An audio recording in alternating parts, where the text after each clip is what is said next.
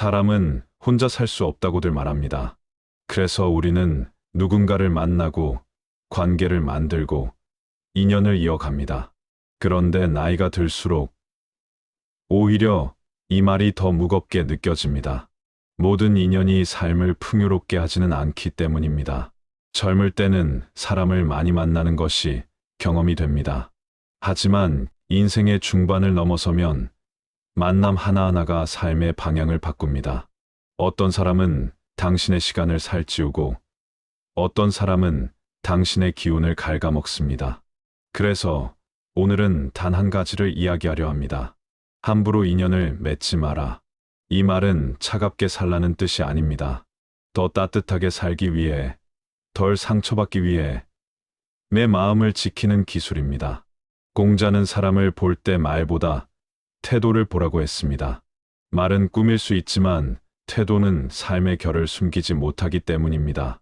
당신 앞에서는 친절한데 다른 사람 앞에서는 무례한 사람, 약자에게 거칠고 강자에게만 공손한 사람, 상황 따라 얼굴이 바뀌는 사람과 가까워지면 처음엔 내가 특별해진 것 같지만 결국 그 특별함은 조건이 됩니다. 어느 순간부터 당신도 평가의 대상이 되고 그 사람이 정한 기준을 통과해야만 친절을 받을 뿐입니다. 노자는 억지로 붙잡을수록 흐름이 탁해진다고 말합니다. 관계도 같습니다. 자꾸 확인하고 자꾸 매달리고 자꾸 증명하려 할수록 인연은 자연스러움을 잃고 불안으로 바뀝니다. 불안으로 맺어진 인연은 위로가 아니라 소음이 됩니다. 외롭다는 이유로 누군가를 급히 들이면 그 사람은 내 외로움을 달래주는 존재가 아니라 내 빈틈을 들여다보는 사람이 될 수 있습니다. 법정 스님이 말한 인연은 애써 만들지 않아도 때가 되면 온다는 말은 기다리기만 하라는 뜻이 아니라 억지로 만들지 말라는 경계에 가깝습니다. 억지로 만든 인연은 처음부터 균형이 깨져 있습니다. 내가 더 연락하고, 내가 더 맞추고, 내가 더 참는 구조로 시작되기 때문입니다. 그 구조는 시간이 갈수록 더 단단해져서 어느 날 당신이 지칠 때도 원래 내가 그랬잖아라는 말로 돌아옵니다. 여기서 하나를 더 보셔야 합니다.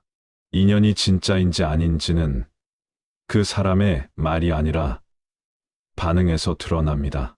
내가 힘들다고 했을 때 진짜로 시간을 내어주는지, 내 기쁨을 시기하지 않고 함께 기뻐하는지, 내 사정을 듣고도 내 탓으로 몰아붙이지 않는지, 내 경계를 세웠을 때 불쾌하기보다 존중하는지.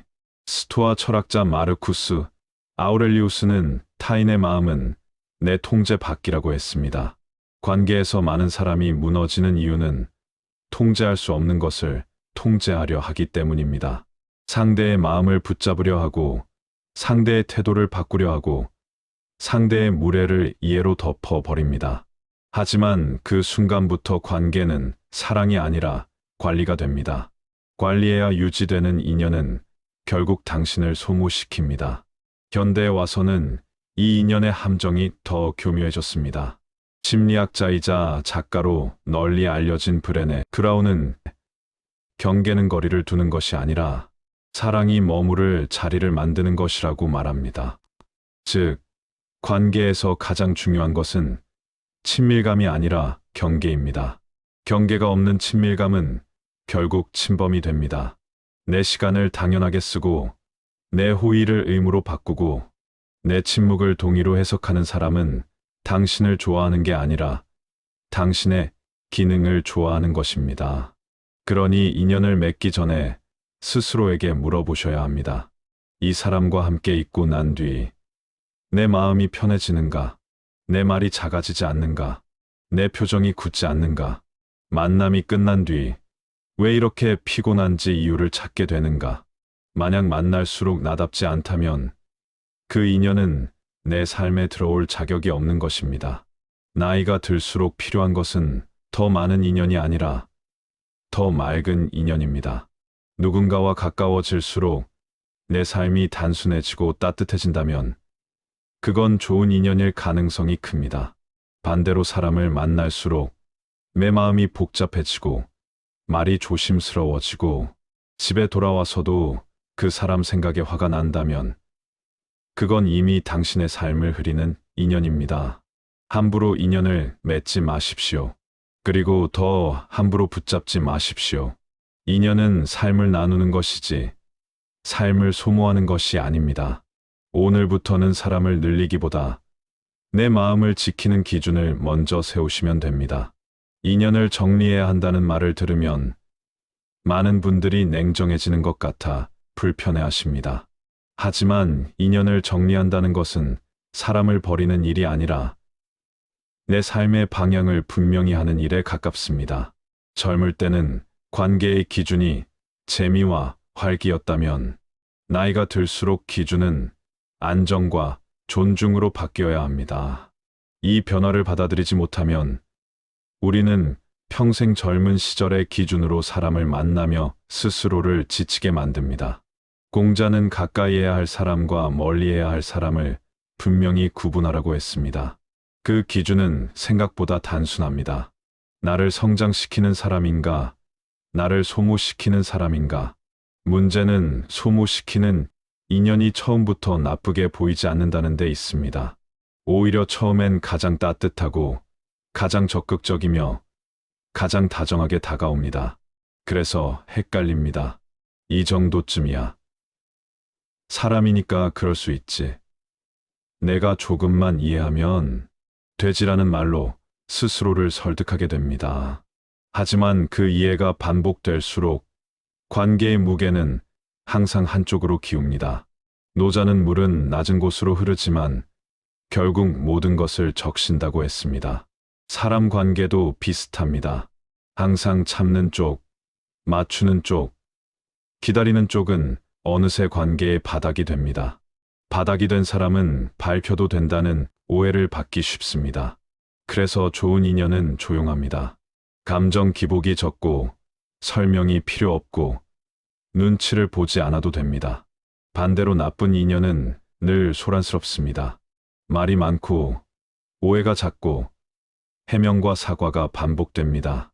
관계가 유지되기 위해 항상 무언가를 증명해야 한다면 그건 이미 자연스러운 인연이 아닙니다. 법정 스님은 사람과의 인연에서 가장 먼저 내려놓아야 할 것은 기대라고 했습니다. 기대는 실망의 다른 이름이기 때문입니다. 특히 상대가 나를 어떻게 대해야 하는지에 대한 기대가 커질수록 우리는 작은 행동에도 상처를 받습니다. 하지만 여기서 중요한 점이 있습니다. 기대를 내려놓는다는 것은 아무나 받아들이라는 뜻이 아닙니다. 오히려 기준을 더 분명히 세우라는 말에 가깝습니다. 기대 대신 기준을 가지면 상처는 줄고 선택은 명확해집니다. 스토아 철학자 에픽테토스는 타인의 행동이 아니라 그것을 받아들이는 나의 판단이 나를 괴롭힌다고 했습니다. 인연에서도 마찬가지입니다. 상대의 무례보다 더 나를 아프게 하는 것은 이 정도는 참아야 좋은 사람이지라는 내 판단입니다. 그 판단이 반복되면 결국 나는 나 자신을 가장 후순위에 두게 됩니다. 현대 심리학자 칼 융은 인간관계에서 반복되는 패턴은 무의식의 선택이라고 말했습니다. 늘 비슷한 사람에게 상처받는다면 그건 운이 아니라 익숙함의 문제일 수 있습니다. 우리는 편안한 사람보다 익숙한 사람에게 끌리기 때문입니다. 익숙함이 꼭 안전함은 아닙니다. 과거의 상처와 닮은 사람에게 다시 다가가며 이번엔 다를 거라 기대하는 경우도 많습니다. 그래서 나이가 들수록 인연을 맺기 전 잠시 멈추는 습관이 필요합니다. 이 사람과 함께 있을 때 나는 설명하지 않아도 되는가? 침묵이 불편하지 않은가? 나의 경계를 말했을 때 존중받는가? 내 삶의 리듬이 흐트러지지 않는가? 이 질문에 솔직히 답해 보시면 많은 인연이 스스로 정리됩니다. 마지막으로 한 가지만 더 말씀드리겠습니다. 인연을 정리하면 외로워질 것 같아 두려우신 분들이 많습니다. 하지만 대부분의 경우 사람을 줄였을 때 외로움은 잠시이고 평온은 오래갑니다. 억지 인연이 사라진 자리에는 나 자신과의 관계가 돌아옵니다. 혼자가 되는 시간이 불안이 아니라 휴식으로 느껴진다면 그때부터 인연의 질도 달라집니다. 함부로 인연을 맺지 마십시오. 그리고 이미 힘든 인연 앞에서는 참아야 하나가 아니라 지켜야 할 내가 있는가를 먼저 물어보시기 바랍니다. 인연은 많을수록 좋은 것이 아니라 나를 잃지 않게 해주는 만큼만 있으면 충분합니다. 인연의 마지막 기준은 결국 하나로 모입니다. 그 사람 곁에 있을 때 내가 나 자신으로 남아있는가입니다. 사람들은 흔히 좋은 사람을 만나야 인생이 편해진다고 말하지만 실제로는 그 반대입니다. 내가 나를 지키고 있을 때 그 상태를 존중해주는 사람만이 좋은 인연으로 남습니다. 아무리 다정해 보여도 아무리 오래 알아온 사이라도 당신이 스스로를 줄여야 유지되는 관계라면 그 인연은 이미 방향을 잘못 잡은 것입니다. 공자는 사람됨을 판단할 때 위기 상황에서의 태도를 보라고 했습니다. 잘 될 때는 누구나 웃을 수 있습니다. 하지만 당신이 힘들 때, 말수가 줄었을 때, 거절했을 때에도 태도가 바뀌지 않는 사람이 진짜 인연입니다. 반대로 당신의 컨디션에 따라 친절의 온도가 달라진다면 그건 관계가 아니라 감정의 소비에 가깝습니다. 우리는 종종 착한 사람이 되기 위해, 이해심 많은 사람이 되기 위해 인연 앞에서 스스로를 설득합니다. 저 사람도 사정이 있겠지. 내가 조금만 참으면 괜찮아지겠지. 하지만 노자의 말처럼 지나친 부드러움은 스스로를 해치는 칼이 되기도 합니다. 나를 보호하지 않는 친절은 결국 나를 닳게 만듭니다. 좋은 인연은 설명이 적습니다. 왜 연락이 늦었는지, 왜 오늘은 만나기 싫은지, 왜 지금은 혼자 있고 싶은지를 길게 설명하지 않아도 됩니다. 말하지 않아도 이해받는 관계, 침묵이 어색하지 않은 관계, 감정이 과열되지 않는 관계는 오래 갑니다. 반대로 사소한 일에도 감정이 출렁이고 오해가 쌓이고 늘 정리해야 할 말이 많은 인연은 처음엔 강렬하지만 끝은 늘 피곤합니다. 법정 스님은 인연을 거울에 비유했습니다. 맑은 거울 앞에서는 내 얼굴이 또렷이 보이지만 흐린 거울 앞에서는 나조차 나를 알아보기 어렵다고 했습니다. 사람도 같습니다. 좋은 인연 곁에서는 내가 어떤 사람인지 더 분명해지고 나쁜 인연 곁에서는 내가 왜 이런 사람이 되었는지 헷갈리게 됩니다. 이쯤에서 꼭 기억하셔야 할 것이 있습니다. 인연을 끊는 데에는 거창한 사건이 필요하지 않습니다. 상처를 크게 주지 않아도, 배신하지 않아도, 이유가 명확하지 않아도 됩니다. 그저 이 관계 안에서 내가 점점 사라지고 있다는 느낌 하나만으로도 충분합니다. 에픽테토스는 우리가 붙잡아야 할 것은 사람이 아니라 태도라고 말했습니다. 상대를 잃을까 두려워 나를 잃는 선택을 반복하면 결국 남는 것은 공허함뿐입니다. 마지막으로 현대 심리학자 칼 융의 말을 하나 더 떠올려 보셔도 좋겠습니다. 그는 인간관계의 성숙은 분리할 수 있는 능력에서 시작된다고 했습니다. 함께할 수 있는 용기만큼 떨어질 수 있는 용기도 필요하다는 뜻입니다. 그래야 관계는 의존이 아니라 선택이 됩니다. 이제 인연을 이렇게 정의해 보셔도 괜찮습니다.